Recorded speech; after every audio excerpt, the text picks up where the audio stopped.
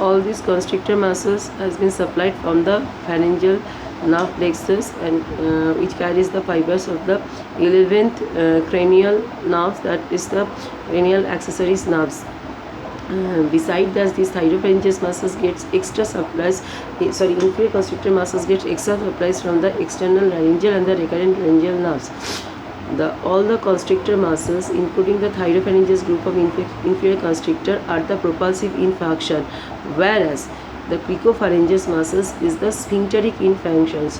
When all these constrictor muscles, including the thyropharyngeal group of the inferior constrictor muscles, carry the propulsive movements of the pharynx downwards, these cricopharyngeal muscles get relaxed. So when all other constrictor muscles get in actions, these cricopharyngeal muscles gets relaxed so that the bolus can comes to the esophagus. If there is any neuromuscular coordination between these groups of muscles fibers,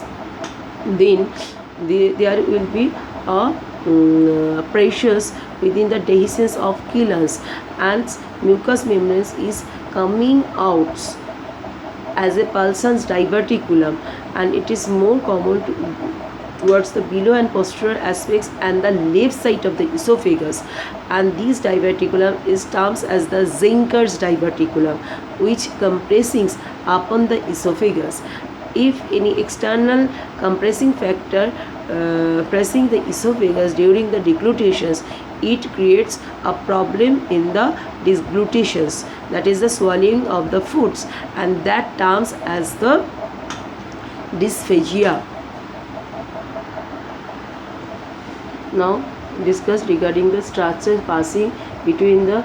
gaping of different constrictor. Above the superior constrictor muscles, as I have told you, there is a dehiscence part just below the base of the skull, which is called the sinus of Margami, which is only covered by the buccopharyngeal and the pharyngobasilar fascia. It allows the passage of the auditory tube along with the levator velli palatini muscles and the ascending palatine artery and the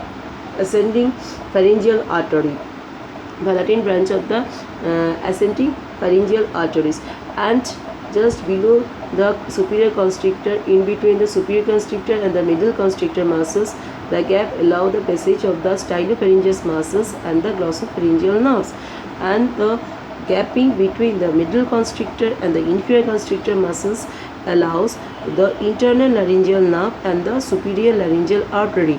and the space below the inferior constrictor muscle in between the esophagus and the trachea, that is within the tracheoesophageal group, the passage allows the inferior laryngeal artery and the recurrent laryngeal nerve.